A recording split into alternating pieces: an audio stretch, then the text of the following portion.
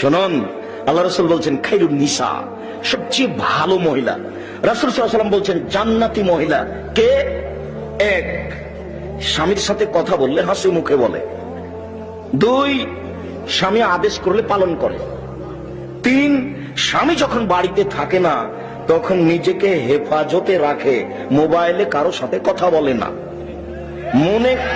মনে করে না যে স্বামী এখন বাড়িতে নেই, একটু কথা বলে নি, এখন স্বামী বাড়িতে নাই, একটু অন্যের বাড়ি থেকে ঘুরে আসি, একটু খালার বাড়ি চাচির বাড়ি থেকে ঘুরে আসি। এইটা মনে করে না যেই মহিলা, তার জন্য জান্নাত খোলা আছে। ওরা যারা জান্নাতে যাবে সিরিয়াল এক, আল্লাহ রাসূল বলছেন নবীগণ জান্নাতে যাবেন। দুই, শহীদেরা জান্নাতে যাবে। তিন, সত্যবাদীরা জান্নাতে যাবে। চার, ওইসব মহিলা জান্নাতে যাবে যারা স্বামীকে মেনে চলে।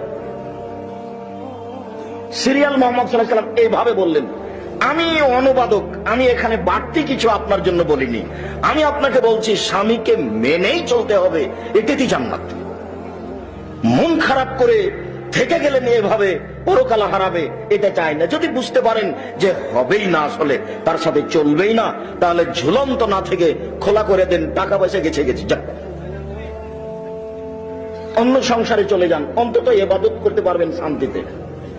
আর না হলে দ্রুত কাছাকাছি হয়ে ইবাদত বন্দেগী করার চেষ্টা করেন। দিনী ভাই, আপনাকে বলছি, রাসূল সাল্লাল্লাহু আলাইহি সাল্লাম বললেন স্বামী হলে 5টা কাজ করতে হয়। স্বামী হলে 5টা কাজ জরুরি। এক, যে মানের খাচ্ছেন সে মানের খাওয়াবেন। দুই, যে মানের পড়ছেন সে মানের পড়াবেন। তিন, অলা তুকাব্বে, কখনো কটু কথা বলবেন না। বউকে কটু কথা বললে তৃপ্তি পাওয়া যায় না, বউকে কটু কথা বললে শান্তি পাওয়া যায় না, বউকে কটু কথা বললে এক গ্লাস পানি চেয়ে শান্তি পাওয়া যায় না, বউকে কটু কথা বললে ওই রান্না বান্না করে দেওয়ার, খেতে দেওয়ার উপস্থিতিতে শান্তি পাওয়া যায় না। কটু কথা মানে শান্তি চলে গেছে। স্বামী হিসাবে পুরুষের পরিচয় দিবেন, কটু কথা বলবেন না। একটুতে তুই এই তুই সেই আর মা বাপকে করে উল্লেখ করবেন না। আপনাকে তো আমি শতদিন বলেছি, একবার যদি শ্বশুর শাশুড়িকে গালি দেন 10 বছর আপনাকে ভালোবাসবে না। কোন দিন ভুলেও শ্বশুর শাশুড়িকে গালি দিবেন না, স্ত্রীকে কটু কথা বলবেন না, খারাপ কথা বলবেন না, ভাষা খারাপ করবেন না। 4, মারাও যদি লাগে কোনো সময় তাহলে মুখের উপরে মারবেন না। 5, নিজের বাড়ি ছাড়া অন্য জায়গায় থাকতে দিবেন না, যেতে দিবেন না।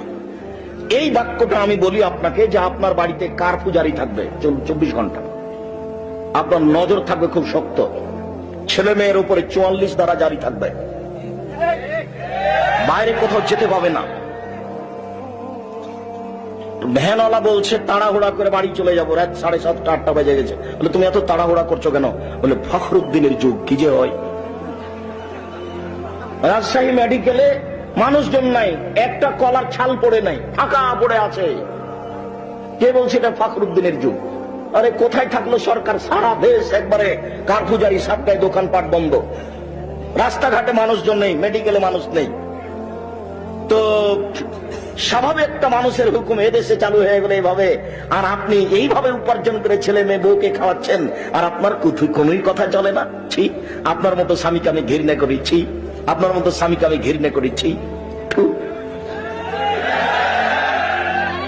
আপনাকে আমি এদের অপমান করিনি, আপনি এটা মনে করবেন না যে আব্দুর রাজ্জাক সাহেব শেষে যেটুকু করলেন এটুকু মনে হয় খুব খারাপ হলো।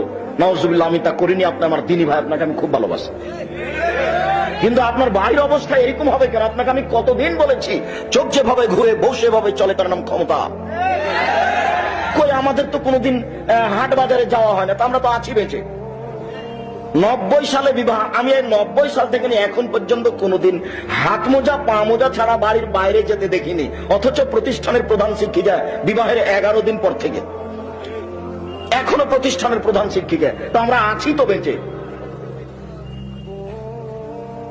আর আমি অহংকারও করিনি, গর্ব করিনি। আল্লাহ তুমি মাফ করো যদি ভুল ত্রুটি হয়। আপনি বাসায় 3 মাস থাকবেন, সরিষার সমপরিমাণ পর্দার ব্যতিক্রম দেখা গেলে জাতির সামনে কথাই বলবো না। ও তো আজকের নতুন কথা নয়। আমি এই বলে আমি এইটা কিছু বলতে চাইনি, আমি এই বলে বলতে চাচ্ছি যে আপনি যাকে উপার্জন করে খাওয়াচ্ছেন সেই বাড়ি বাড়ি ঘুরবে, আপনার কথা চলবে না, এটা হয় কি করে? তার মানে আপনি কাপুরুষ, আপনি পুরুষের পরিচয় দেন না। বাড়িতে কার্ফু জারি থাকবে, 44 ধারা জারি থাকবে।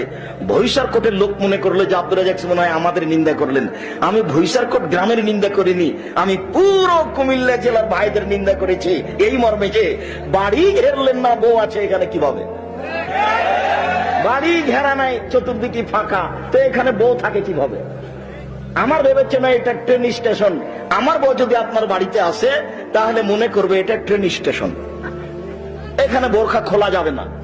কেননা এটা তো বাড়ি নয়, বাড়ি হলে চতুর্দিক ঘেরা থাকবে, ইট দিয়ে হোক, খড় দিয়ে হোক, চট দিয়ে হোক, আর একটা দরজা থাকবে, সে দরজা দিয়ে ঢুকবো আসসালামু আলাইকুম বলে। কেননা সালামবিহীন বাড়িতে প্রবেশ নিষেধ, এটা নিষেধ। মুহাম্মদ সাল্লাল্লাহু আলাইহি ওয়াসাল্লাম নাকচ করে দিয়েছেন। একজন ঢুকেছিল, সরো সরো ভাই, দরজা যাও, সালাম দাও, তারপরে ঢুকো। একটা লোক ঢুকে গেছিল, তখন আল্লাহ রাসূল বলেছেন বাইরে যাও, বাইরে যাও, সালাম দিয়ে ঢুকো। বউ যদি ভুলে সালাম না দিয়ে ঢুকে তাহলে বউকে বাইরে পাঠাতে হবে, এটাই নীতি। আপনি যদি সালাম নিয়ে না ঢুকেন তাহলে বউ আপনাকে বাইরের দরজায় পাঠাবে, এটাই নীতি, এটাই ধর্ম। না আহলে হাদিস কিভাবে যে হলাম আমিও বুঝলাম না। আহলে হাদিস মানে আর একজনের উপরে হিংসা করা, এটা তো আমি 18 বছর থেকে দেখছি। নাহলে আমি ওখানে খুতবা দিতে পারলাম না কেন? ঘটনা কি? আমি তো তখন বলেছি যে আপনার মসজিদে খুতবা দেওয়ার জন্য যদি আপনাকে ডাকা লাগবে না, মুচিকে দিয়ে যদি পাঠান তো আমি যাব। আপনার প্রোগ্রামে, আপনার সম্মেলনে যদি আপনি আমাকে ডাকেন বক্তব্য দেওয়ার জন্য, মুচিকে দিয়ে পাঠান তো আমি যাব। আর আপনি আসেন জামিয়া সালাফিয়ায় বক্তব্য দেওয়ার জন্য, দেখি আপনার কেমন সাহস। আপনাকে দাওয়াত দিলাম, দেখি আসেন মার্চের 4-5 আসেন, আপনি পারবেন না। যদি আপনি মনে করেন যে আপনার কোনো দাম নাই, সে কথাও ঠিক, আমি কচুর পাতার পানি, আমার কোনো দাম নাই, এ কথাই ঠিক। তবে আপনি সাধারণ মনে করবেন না, খুব কঠিন, বহু দূরের কথা। সংকীর্ণতা দূরে করতে হবে, মস্তিষ্ক হালকা করতে হবে। সম্মানিত দিনী ভাই বোন, বলছিলাম এই পরিবারের উপরে কার্ফু জারি থাকবে, 44 ধারা জারি থাকবে, তার বানাবে পরিবারের মালিক। আপনার কথার বাইরেও যেতে পারে না, বাড়ি ছেড়ে কোথাও যেতে পারে না, অসম্ভব হতে পারে না, অসম্ভব হতে পারে না। মেডিকেলে, হাসপাতালে জরুরি কারণে গেলে আপনাকে বলে যেতে হবে। জরুরি কারণে আয়েশা বাড়ি যেতে চাচ্ছেন, জরুরি কারণে আয়েশা রাদিয়াল্লাহু আনহা বাড়ি যেতে চাচ্ছেন। জরুরি কারণ কি? ওই তো ঘটনা, ওটার আমি লম্বা বলছি না। খালার সাথে গেছেন পেশাব পায়খানা করতে, এখন আসতে লেগে খালা কাপড়ে পা বেঁধে উল্টে পড়ে গেছেন। তখন খালা বলছেন মেস্তা ধ্বংস। তখন আয়েশা শিক্ষিতা মহিলা বলছেন, বলেন কি আপনি খালা, মেস্তা ধ্বংস হবে? মানে মেস্তা হচ্ছেন বাদরি সাহাবী, উনি বদরের যুদ্ধে উপস্থিত ছিলেন। আল্লাহ বলেছেন ইয়াউমাল মাশাতুম কাদ গাফারতু লাকুম। আরে বাদরি সাহাবীরা শোনো, দুনিয়াতে যা ইচ্ছা তাই করো, আমি সব পাপ ক্ষমা করে দিয়েছি। এমন ব্যক্তির ব্যাপারে আপনি কেন বলবেন যে ধ্বংস হয়ে যান? তখন খালা বলছেন, তুমি জানো কি খালা, মেস্তা তোমার ব্যাপারে কি করেছে জানো? কি করেছে খালা? তুমি নাকি সাফ ইবনে মুআত্তালের সাথে জিনা করেছো, সেটা বলা বলি হচ্ছে।